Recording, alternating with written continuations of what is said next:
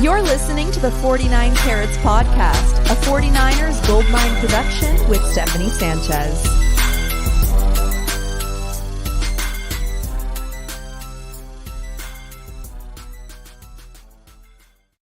What's going on, everyone? Welcome to another edition of the 49 Carats Podcast. I'm your host, Steph. It is Tuesday, August 29th. The 49ers are hours away from cutting their roster down to 53 players and just 12 days away from facing the Steelers in Week 1. And for a team that has so many big expectations for the year, they have an unsettling amount of, I think, I's to dot and T's to cross. And so joining me to discuss what the 49ers have to fix, what they have to get settled before Week 1 is Allen Stiles of 95.7 The Game. How you doing today, Allen? Steph, good to be with you. We talked a little bit before the show. Thank you for making the time. It's crazy right now. I know you're putting out a ton of good content. And there's a lot of content to talk about. So thanks for having me on. I'm excited to get into it. Yeah, the 49ers are nothing short of maybe the most entertaining team in the NFL as far as content goes and all that. They make it easy for us. So I do appreciate that. And quite honestly, we probably won't even talk about the Trey Lance situation in this episode. And that was already like a big thing, a big cloud hanging over the 49ers. And okay, they got it resolved. All right. So that's a question that I guess we have answered. We know who the QB2 is. Let's leave that as it is. Now, the other big question that now we're all focused on, of course, is Nick Bosa, right? A very big question that I could say I think we were all kind of distracted with the whole quarterback conversation, that we weren't really worried about Nick Bosa. And now I think we're at a point where we're there. We're a little worried because, again, we're 12 days away from Week 1. And there's no doubt in my mind that this gets done eventually, but eventually it might be a little too late for Week 1 for my taste. And so that's a problem. Nick Bosa not being out there with your defense will obviously hurt him, and it'll hurt the team too. So I don't know. This needs to get done ASAP, though. No, I would agree. And we had on the show, we had on a couple different guys. We had a writer from sportsskita.com on, and basically the way he was explaining the cap to us, and basically his whole point was he had an article where he was saying that this is more complicated than people think. It's not just open the wallet. I mean, ultimately, is it just open the wallet and get it done? Yes, but there are a lot of other things that come with that. And he said worst case scenario would be Nick Bosa missing Week 1. So that's worst case scenario. And we had on somebody else who basically had the Niners projected as the number 4 offense in the league. And without Nick Bosa, they had them at number 7, which is still really good, still top 10, but there's a difference between top 5 and not top 5. And especially, look, Steph, I know people can get hot and okay, this is the trending name, but a lot of people are talking about Kenny Two Gloves. A lot of people are talking about Kenny Pickett. We're going to talk about the kicking situation. Who do you trust with the game on the line? You got to go to Pittsburgh. So it would behoove the Niners to not go to Pittsburgh without Nick Bosa. Absolutely. I mean, Week 1 is one game because it's against the Steelers you don't want to fuck around with. You just can't. You can't afford to. Not with Tomlin. Not Tomlin. No, you can't. And so with all of this already hanging over the 49ers, that these slow starts, like historically that they've had under Kyle Shanahan, just adds another layer that Nick Bosa is still not with the team. And so that's my point, right? Like, obviously this team is going to be good. Like, we know that much. It's a top 5 roster in the NFL. No doubt about that. Of course. But they still managed to have so many issues and question marks all going into the off season. It's just such a unique team. And usually those questions do surround the quarterback position. Like I said, I think most of those are answered right now. But of course, Nick Bosa, the big cloud hanging over the 49ers head, they need to get that resolved before Week 1. And again, that's another thing. We can't really say too much about it because we have no idea what is going on and what the hang up is. No, and again, we're not bringing up the Trey Lance trade, but just in that the whole, well, we're saving money. And then you see one person say they're saving money. Then you see somebody else say they're actually not saving money. So I've gotten to the point where I'm just waiting. It really doesn't matter to me because let's say if things, the reason the saving the money thing doesn't make much sense to me is because let's say we know Brock Purdy isn't a cap hit at all. So let's say Trey Lance did ball out, right? Let's say Trey Lance was the guy. You still brought in Sam Darnold because let's say Brock Purdy wasn't good, but you're good enough to hang around at QB3. What would have happened then? Would you have not have signed Nick Bosa because Trey Lance is good and he's still on his rookie deal? It's just a more rookie deal because he went in the first round in top 5. So I don't really understand now that Trey's gone thing because the plan wasn't for this to happen to Trey, but the plan was always to keep Bosa. So I don't really buy that one either. I don't either. And I think like Kyle Shanahan was even asked about that. Like, does, what was saved from the Trey Lance trade now help the Nick Bosa situation? And, he said he's not really involved in the negotiations to begin with, but he doesn't see that making a huge difference in the grand scheme of things. So I really don't think it does. I mean, we're talking about pennies when it comes to Bosa's deal because we know how massive that's probably about to be. So if I had to guess, that's probably the sticking point. And I think like the 49ers clearly would want to keep the first 2 years of his deal pretty low. And maybe Bosa doesn't want that. I don't know. We're just speculating at this point. There's something is off. Something is off. I saw another report. There's a lot of things off right now that said that they don't even think they're that close. Yeah, and that's concerning, right? Like Ian Rappaport saying all these things that like there hasn't been communication. And then, a few days later, he's like, okay, there's some communication now. Right. Who's talking? Is it the 49ers talking through Ian or is it Nick Bosa's agent?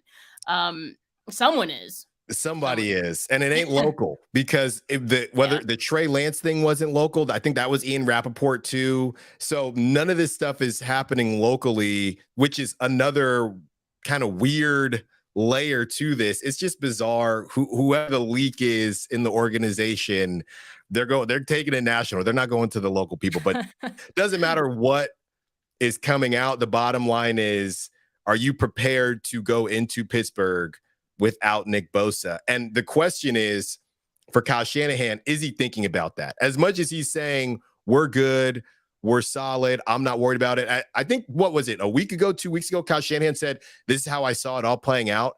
Is that still what you think, Kyle? I'm trying to, whatever you say, but yeah, it's going to be something else if we spent the beginning of this summer trying to figure out who's going to be opposite Nick Bosa. So if you can't even figure out who's going to be opposite Nick Bosa, imagine trying to replace Nick Bosa.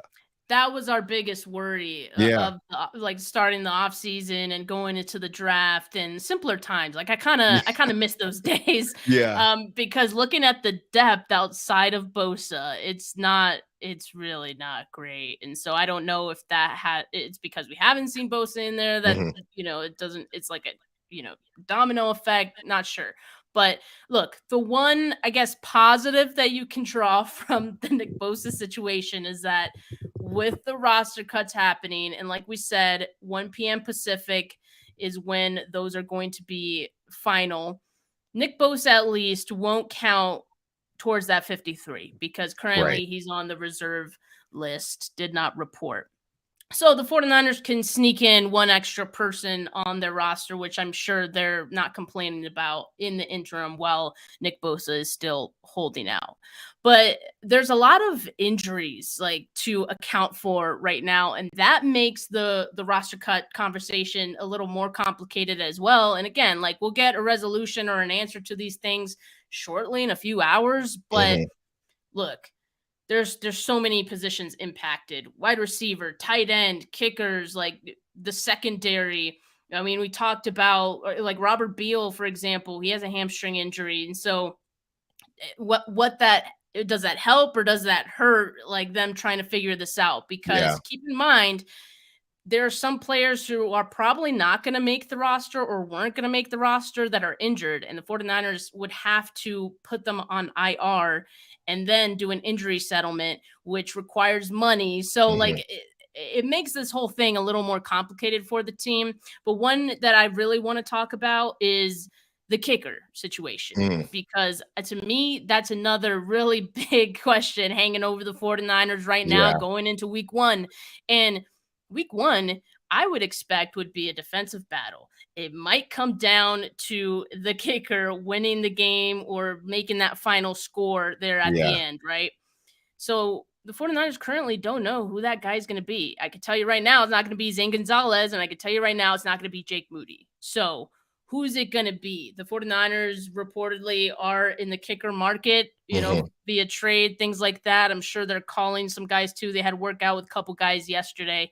But I mean, what do they do with the kicker situation? It's not good. Yeah, and right now is not the time to talk about the pick because we know Jake Moody was dead red during training camp. So maybe it was the yips. It seemed like he was starting to get rid of them in that second game, the walk-off, the second preseason game. Started to think, okay, we're moving in the right direction, and then he gets injured. So it's not great. It's a kicking merry-go-round right now. The question is, how do you pick who do you think is the best out of the worst? Because whoever's left has been released, right? Who has been waived. So who do you think can get it done from that group?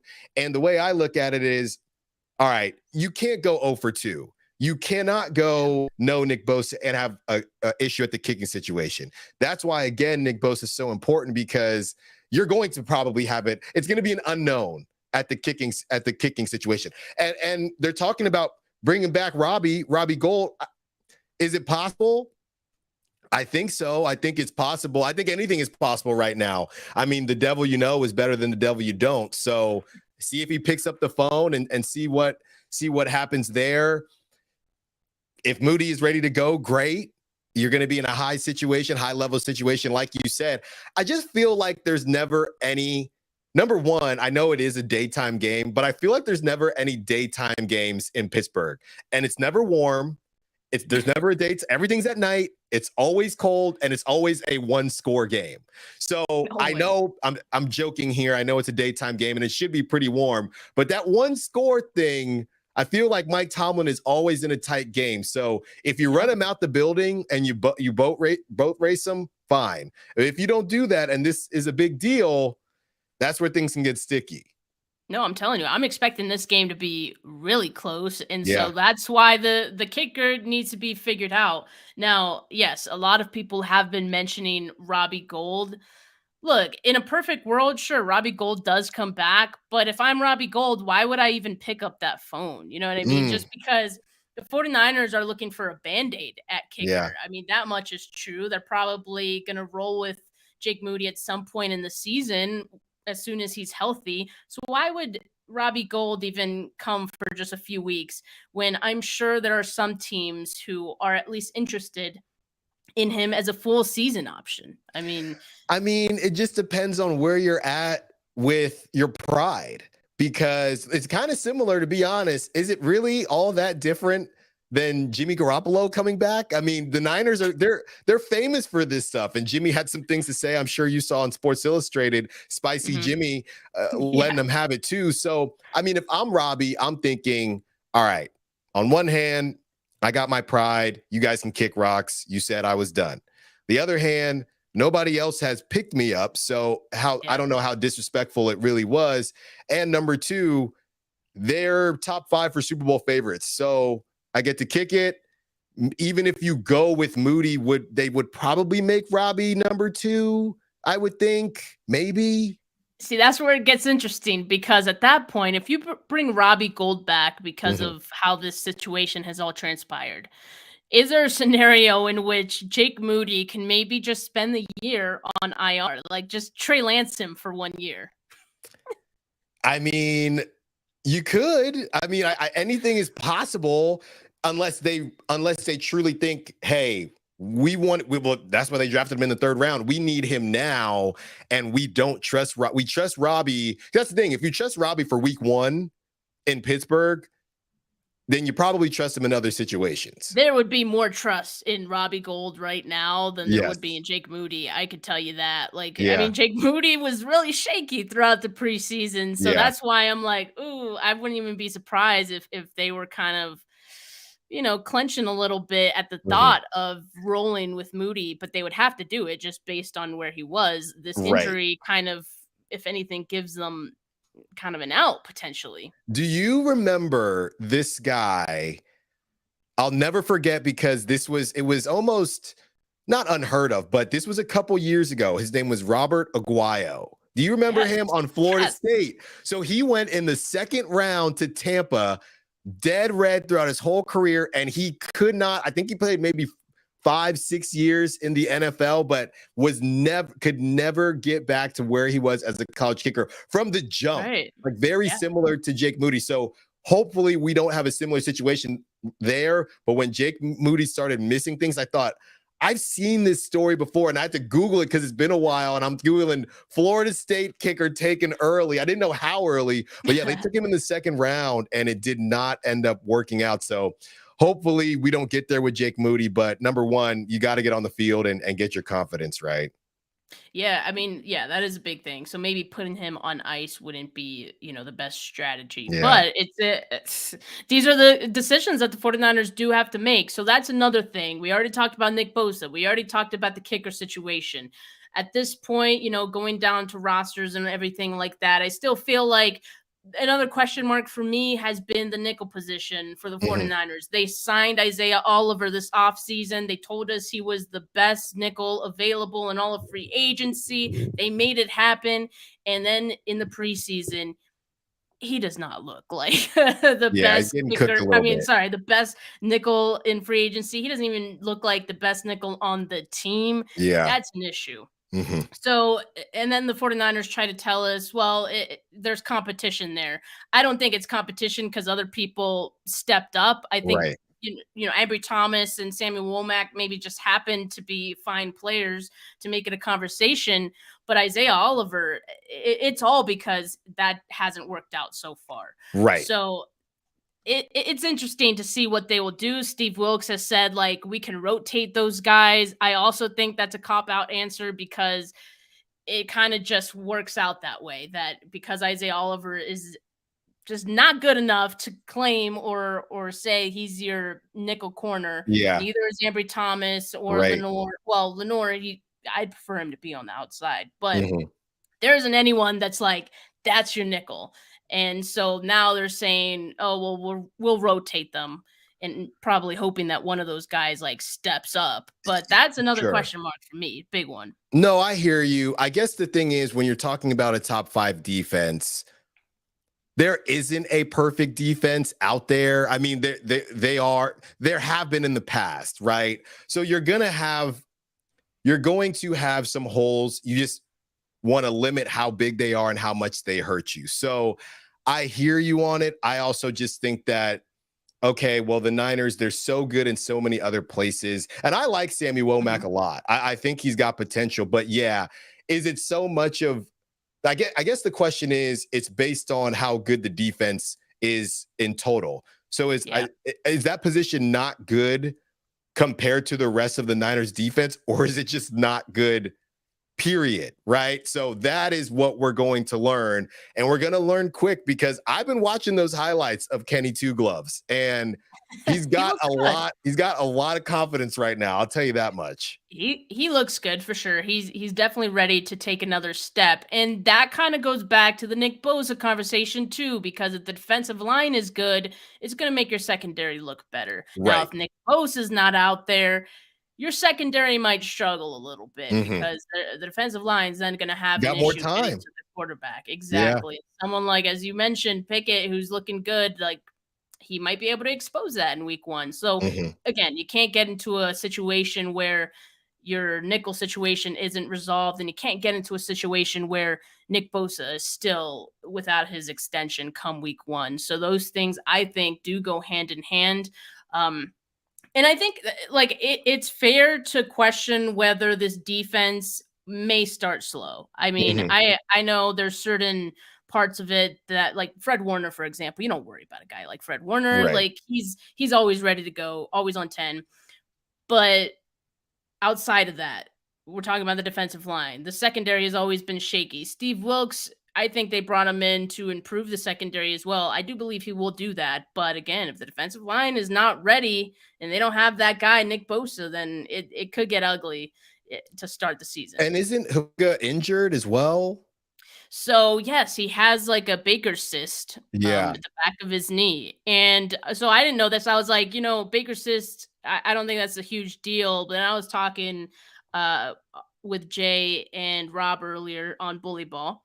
And they're like, that can turn into like a tear or something like that. So I'm like, oh, that's concerning then. Yeah. So hopefully it's something that could get cleaned up and Hufanga is available for the season and it's not something that lingers or anything. But that's another thing to keep in mind for this team. And the fact that there's so many injuries right now already, I think like already tell you, okay, like, man, are we going to do this again? Like, are we going to have another injury riddled season for this team? I keep saying it. This team, if they want to go where they want to go, the injuries is the only thing that stands in their way. And so I agree. Looking at the injuries right now, I'm like, could get shaky. Yeah. Let's talk about the wide receivers because there's a number of injuries at the wide receiver position. And again, this could impact the 53 as well. So Ray McCloud, broken wrist. He was going to be out 8 weeks, so he might miss the first few weeks of the season. Fine.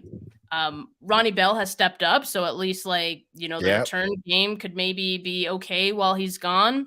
Danny Gray has a shoulder injury. Chris Conley, a shoulder injury as well.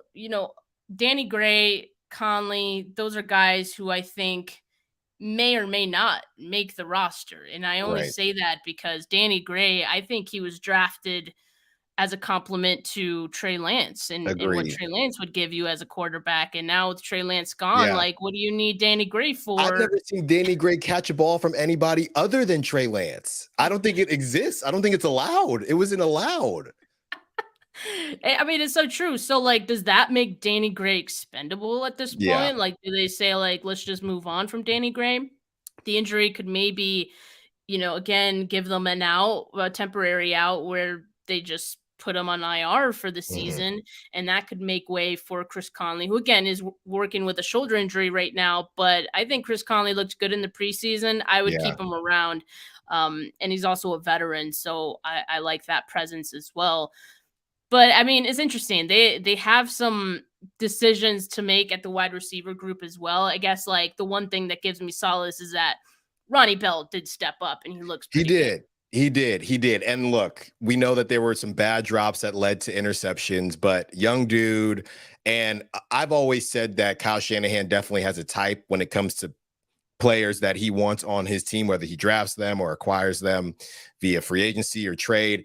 And Ronnie Bell is the prototypical Kyle Shanahan wide receiver, not afraid of contact, trying to get those extra yards. And you honestly, I mean, there were drops, not fumbles, but that's what comes with it. When you're a guy, and Ronnie Bell does not look like the thickest dude in the world. He's kind of a squirrely wide receiver, but he's going to, maybe have a chip on his shoulder because of that. And he wants to let you know, I can still throw my weight around, whatever it is. So he's a guy who, I mean, if you're looking, it's hard to look at the Niners offense right now and have a discussion about the Ronnie Bells and the Chris Conleys, just thinking, I mean, throughout the course of a game, I don't know how much action these guys are going to get. I mean, half the time we forget about Juwan Jennings, who's higher on the totem pole.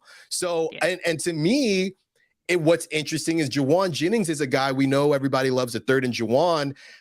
Is it crazy to say that Ronnie Bell fits this scheme better than Juwan Jennings? I mean, Juwan Jennings is essentially a change of pace type wide receiver. Okay, he comes in certain packages, but for a guy that you can maybe see more than just, okay, third and Juwan or here, I would think you could argue Ronnie Bell is more of the everyday wide receiver. If Debo went down, right? God forbid, Debo or Brandon Ayuk, I could see Shanahan he might not be higher on the list, but I could see Shanahan thinking Ronnie Bell is going to get more touches than Juwan Jennings, just based on how I want to run my offense. Who was it that stepped in last year when Deebo Samuel was hurt? It was Ray McCloud. And I feel like some of those skill sets that Ronnie Bell has, very, very similar, different kind of receivers, but overall, like the skill set of what they're able to do within this offense. I think I see that translating pretty well. And I agree with you. I think Ronnie Bell would get that opportunity. And you said it. He's definitely like a 49ers wide receiver. Right? Yeah. Like definitely what Kyle Shanahan wants to have, as part of his offense. So I agree with you there. But you mentioned drops, and that reminded me of someone else. People in the comments, let me know if you know who I'm talking about. Cameron Latu. Oh, man. Yeah, and so he has a meniscus injury. And there's speculation that this could be like a phantom injury because maybe the 49ers, based on what they saw, weren't really convinced that he should have a spot on the 53. I would agree with them if that was the case. And maybe thought, okay, we obviously don't want to cut him. He was a 3rd-round pick. Let's put him on IR with an injury. Yeah. And so that could be the scenario for Latu. I wouldn't mind it if that was the plan. Yeah. And obviously small sample size, but he did also in that tray, the walk-off field goal, he made some catches. It felt like everybody playing in that drive, the main guys, Latu, not so much Ronnie, well, even Ronnie Bell, because he had drops early. They all kind of made themselves feel much better about where they were, Trey Lance included, and then obviously ending it with Jake Moody. So they all felt good about it. But again, it's a body of work, not just a random preseason game. And Latu, that's the thing, Steph. It comes to the point now where it seems that the Niners, and I don't think this is exclusive to the Niners. I think there's some teams that just can't draft positions very well, right? For whatever the reason is, okay? Yeah. Bill Belichick can't really draft wide receivers that well. He can draft a quarterback from a D1 FCS school and turn them into a wide receiver, but an actual wide receiver, not good. The Niners, the good thing is they don't miss very much, but there are positions that they do seem to miss quite often on. And this backup, they have not been able to get a full-fledged back-end tight end for George Kittle, who's not getting any younger. And it just gets to the point where is there nobody you could have found in free agency or just traded for? I get you want to bring in somebody new, so you bring in the young guy, and hopefully his catching version of the yips go away probably next season. I don't think that the Niners are thrilled to see him this season. But then what do you do with that spot you were hoping that he might slide into?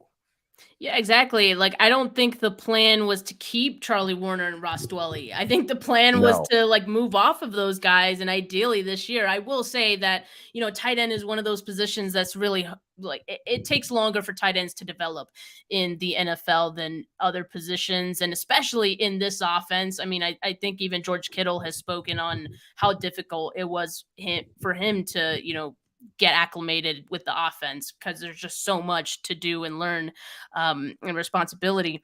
But, clearly these guys are going to need more time.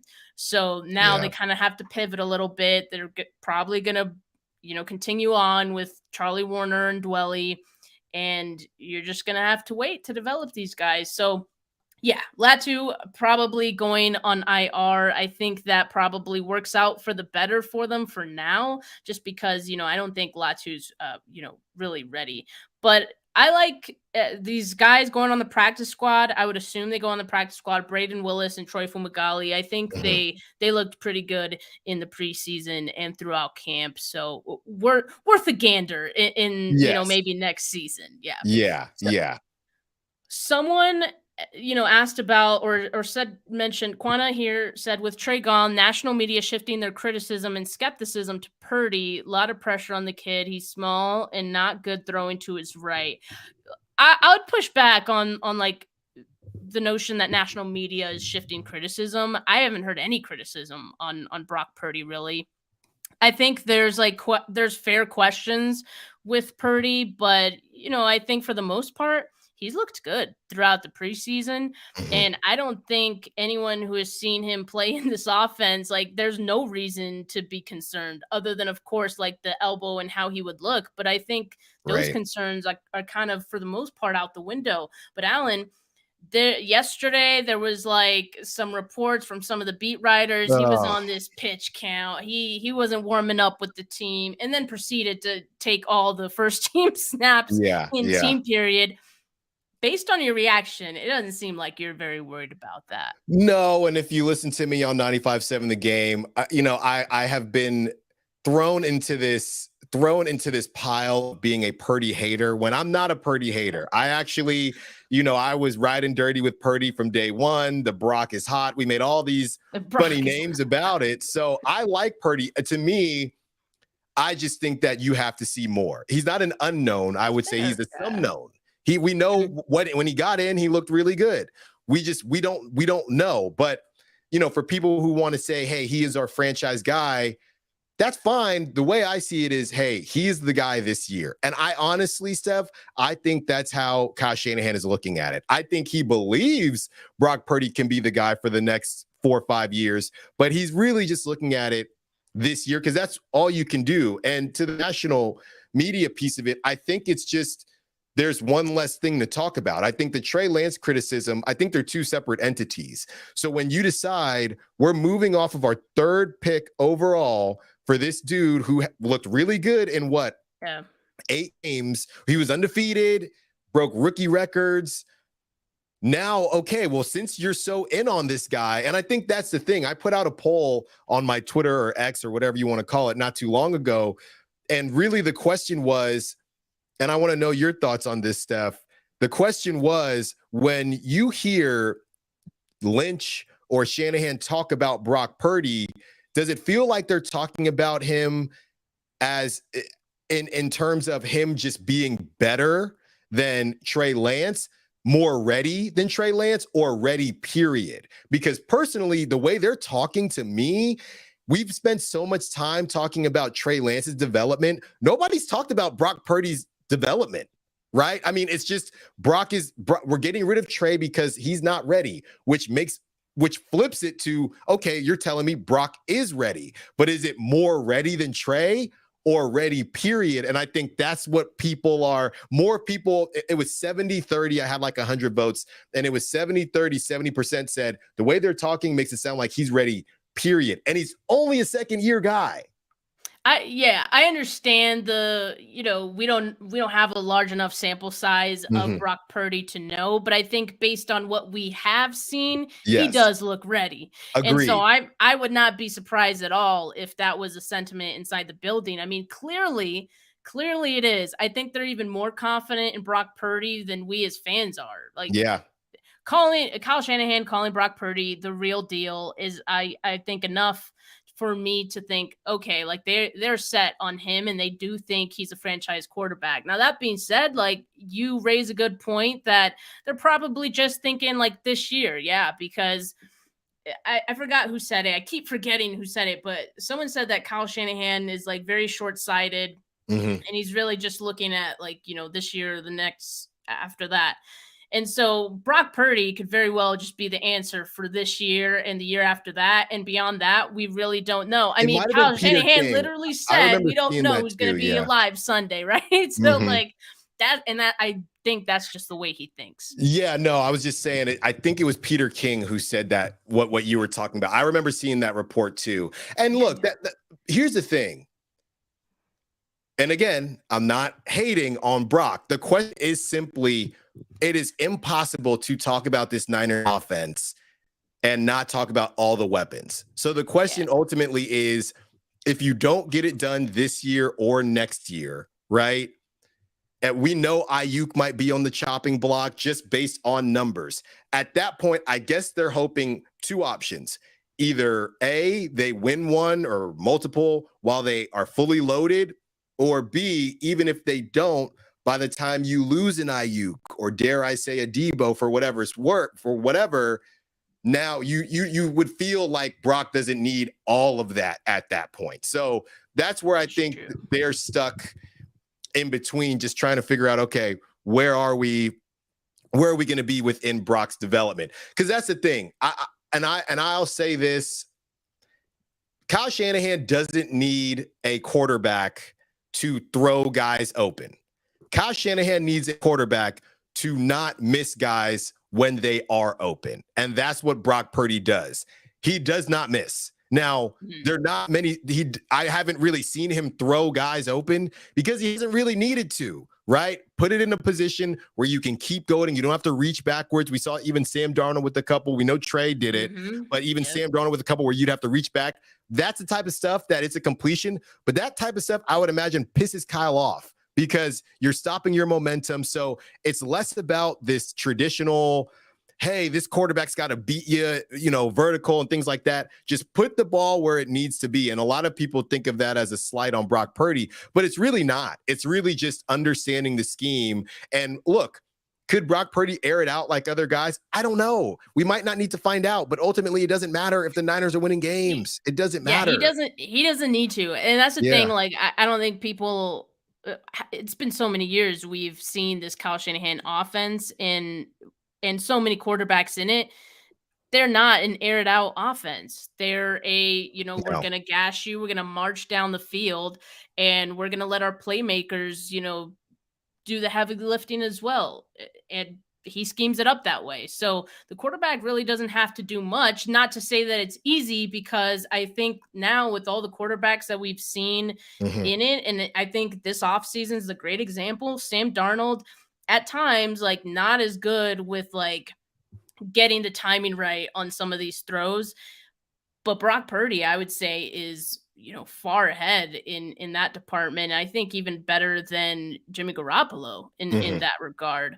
Now, Jimmy Garoppolo was pretty good at it too, and he could get the ball out pretty quickly, but I think Brock Purdy is a little more decisive as well. So I think that gives him the edge. And so it works. Now, I don't think they really need to change anything. Now, if Kyle Shanahan did have a gunslinger and he did have a guy who can air it out, he'd probably like experiment with that a little bit. Keep Danny Gray. Keep Danny Gray. Just in case. You never know when you might need him once a season. Right. But it works. And so, like, for people who criticize Brock Purdy and say like, oh, he's just a dink and dunk guy, like you'll never be able to win long term with him. That's the Kyle Shanahan like offense as far as we've seen it here in San Francisco. So you can't knock Brock Purdy for that. No, I mean, he's executing the offense as it's called by Kyle. No, and I think one thing you see with Brock is he makes things look. And I'm realizing this as I'm saying it. He makes things look easy. So when you make things look easy, people take it for granted. And when you see Brock hit somebody, I'll never forget. I mean, the first throw when he came back, that second preseason game, it wasn't that everybody knows, and I was making fun too because I do like to joke. Okay, well, it was a Debo drive. I was joking because that's what I like to do.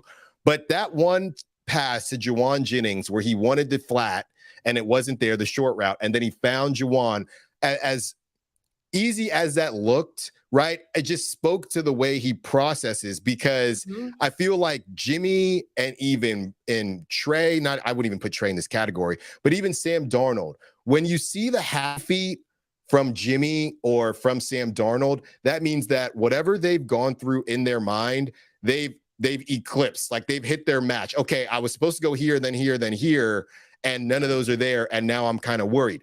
Is some of that having Christian McCaffrey? Sure, but Christian McCaffrey, Brock hasn't had him during the preseason. And the way that he processes, Brock is already thinking about what the first, second, third, fourth, fifth, sixth options are before he says hike. And I think that's why he makes things look easy. And then in turn, everybody says, well, anybody can do that.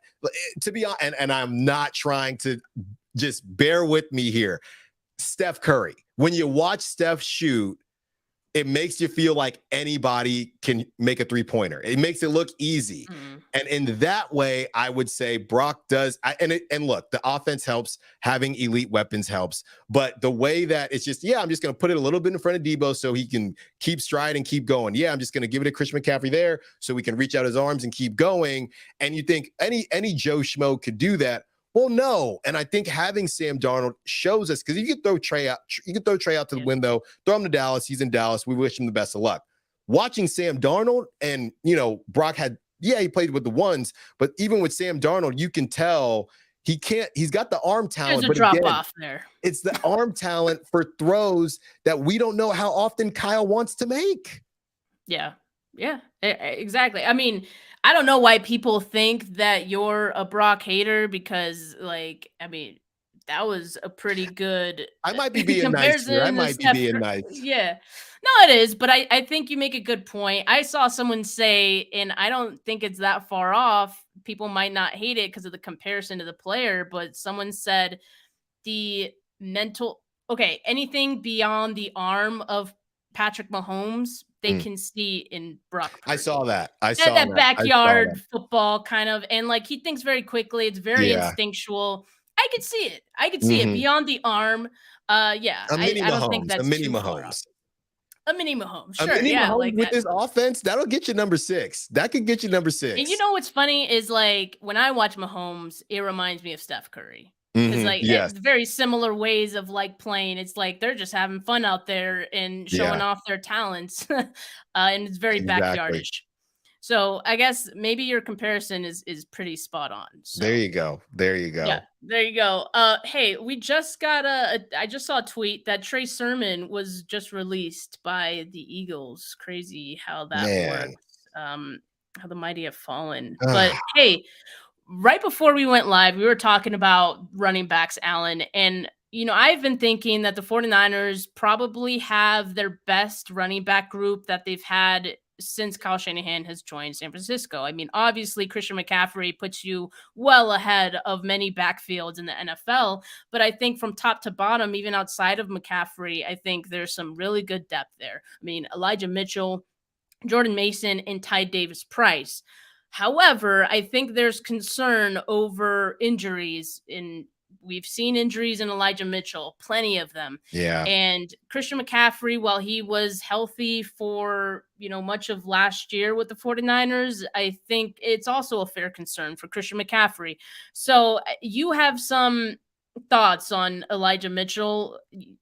Care to share those with us? Yeah, I mean, I think I really like Elijah Mitchell, and I do believe that, again, going back to Kyle Shanahan's type, he is the type of runner Kyle Shanahan likes, right? He hits that hole. And honestly, to be completely honest, he looks like one of those guys that every running back has a running start. It looks like Elijah Mitchell starts like 10 yards back, and by the time he hits the hole, he is full speed. And I love it. Yeah. That's part of the reason I think it's tough for him to stay healthy. And it's been tough for him to stay healthy. And it's getting to the point now where really it's just a conversation of, I don't know how much running backs need rhythm or how much a running back group needs rhythm to perform to the best of their abilities. But you have this guy who's slotted in at number 2, who's just missed blocks of time every season. I mean, every year in different parts of the year.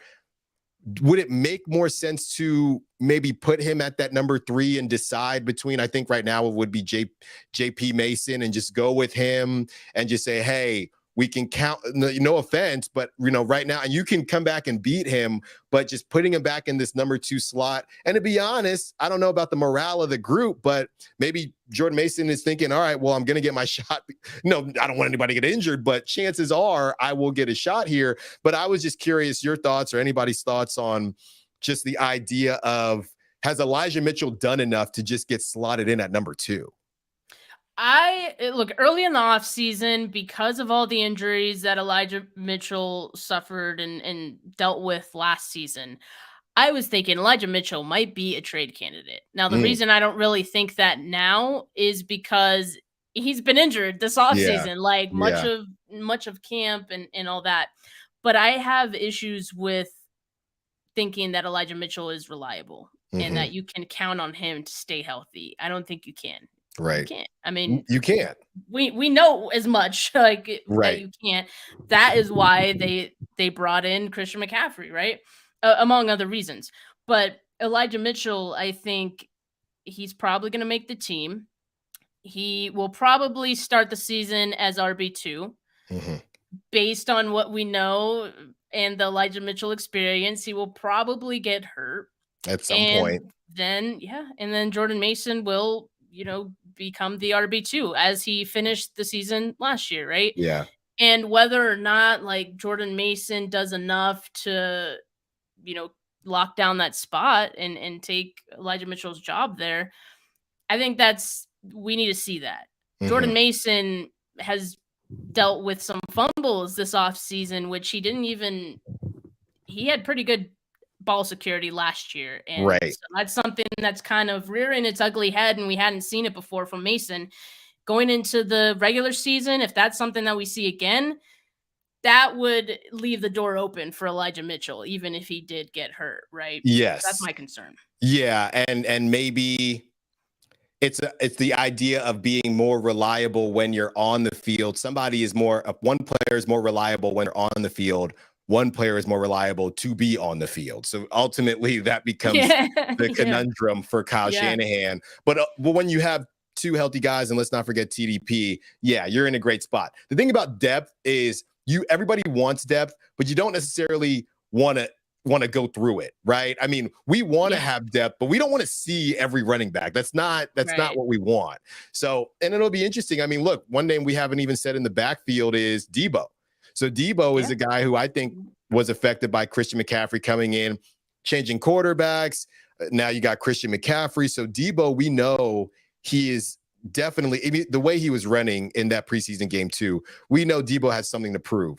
So is it a question of when you're trying to choose between Elijah Mitchell or whatever it is, don't forget you still got Debo. So that's another option. I mean, it's just a ridiculous amount of weapons that the Niners have, which when you talk about the defense taking a step back, I don't know. I know against the Chargers, it was third stringers or whatever, but that offense, to me, Steph, what it reminds me of the Patriots offense, or a really good offense in general. And that when you watch the Patriots offense or even the Chiefs, you look around, you're diagnosing the play as you're sitting on your couch.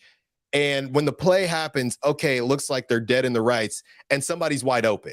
Those offenses where it seems like there's an extra guy on the field, but there's not an extra guy on the field, that's when you're really cooking. And that's what this offense feels like. So you don't want to take a step back with the defense. But if you do, now we'll know a lot more after week 1 because we've only seen them in preseason action. But yeah, as of right now, when Brock Purdy is the one running the show, it seems like defense just has to be bend, don't break, right? Like how many actual pass breakups have you seen? Very rarely any. He overthrew Debo when I don't even know what Debo would have done. It was up against the sideline.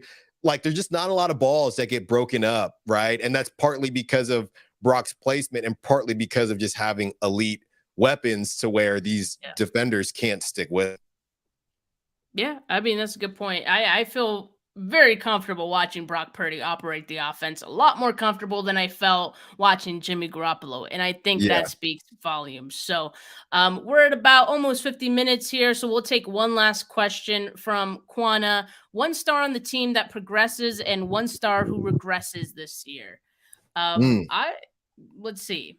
1 star on the team that progresses. Maybe this is like too easy of an answer, but just at the top of my head, because you just mentioned him, Allen, Debo. I mean, I think Debo, he mentioned last season being a down year for him. Yeah. It was still a good year, but I think, nothing close to the 2021 season. I still don't think he'll ever repeat that season. He won't need to. No, that's true. That's also true. So he's capable of it. I think we know that. And going into this season, he looks way more in shape. He looks like a different player. He looks like he's ready to put last year behind him and reach new personal goals. So that's one guy that I can see progressing. And as far as regressing, that's an interesting one. Let's see. Do you have a thought on that one? I'm like trying to think. My progressing would be Drake Jackson. I think I've seen a lot from Drake Jackson, and I think like that he can, he can do some things. I mean, he's a freak athlete, so I'm Excited for what he can bring next. And I would say regressing, to be honest, this is just process of elimination. Honestly, it could be Brandon Ayuk. I think Brandon Ayuk is right on that cusp. I think he's right on that cusp of, he's a very traditional wide receiver. And I don't know how much, look, we know every year is supposed to be a breakout year when he's already broken out to me. And I do think that when you start looking at these numbers and you know how much, at least last season, how much that Brock Purdy liked Kittle, you start looking around here, and I hate to say the sports cliche of there's only one ball, but you start looking at Christian McCaffrey, Debo being very open about wanting to come back and prove something. You still got Kittle. I don't think Ronnie Bell would, surpass Ayuk at all, but there's just so many options. And obviously the running back position, and they're a run first team to begin with. I don't hope it, and I don't know that it'll happen, but if I had to pick, it would probably just be Ayuk, just based on some of the other factors. That's an interesting one. Look, I don't know if I agree with that, but yeah. I could see it just because, for the reasons you mentioned, there's a lot of weapons in this offense. He's somewhat the odd man out. Look, I'll give one for one star player who regresses, Nick Bosa, because I think there's room for him to maybe, not be that guy, just because he hasn't had that lead in time going into this season. And we know he works out, but it's not the same to me. It's not the same. It's not the same at all. And yes, I would bet, and I would feel optimistic that he would return to the same form. But there's that chance that all of this extension stuff has been enough of a distraction that maybe we see a bit of a slump from Nick Bosa this season. And don't let him get hurt, because front office would get destroyed. You should have signed him. He would have been out here. Hopefully we don't have to have that conversation, because it would come so quickly. So quickly. But that's a legit risk as well, the closer we get to week one. Absolutely. So just wanted to address this last question. Judd asked, Steph, you just said you can tell us Moody isn't going to kick week one. Is that official? Kyle said he's still hopeful, I thought. No. Okay, so I did say that. It isn't official. So I'm sorry. I apologize for that. Kyle Shanahan never said that Moody is not kicking week one. I just don't think he will. I don't see it happening, but there could still be a chance. In any case, the 49ers still need to address bringing in another kicker in the meantime. Yeah. So I think it would be safe for them to let that other kicker, whoever that is, kick week one, just because based on what we've seen from Moody so far, it's a little shaky. I don't know if I want to put that out against the Steelers. So that's just my thought. But yeah, apologies for that. That's not official at all. But okay. Okay, final question. Callie says, are you guys concerned about the depth at DE? Yes and no. I mean, we kind of addressed that at the beginning of the show, talking about Nick Bosa. It's going to be magnified, of course, if Nick Bosa is not there. So I think that's what we're worried about first and foremost. I'm not so worried about Drake Jackson. I'm not so worried about Clinton Farrell. Yeah, I agree there. All right. Well, we've had a pretty good show, extensive show, talking about all the questions that the 49ers have going into week one. The fact that we almost went an hour talking about that, not great. So hopefully the 49ers clean all that stuff up. We get more clarity on some of these things, going into week one, and we'll get some answers as well as the 49ers cut their roster down to 53. But Allen, let everyone know where they can hear you, where they can find your content. Yeah, no, thanks so much, Steph. You can hear me on 95.7 The Game. I'm a fill-in guy there, so I'll be on Thursday and Friday filling in for Bonte and Shasky on the Morning Roast with Larry Krueger, so you can find me there. I'm on social media, obviously, Twitter, X, Instagram at @the_Stiles Files, Styles with an I.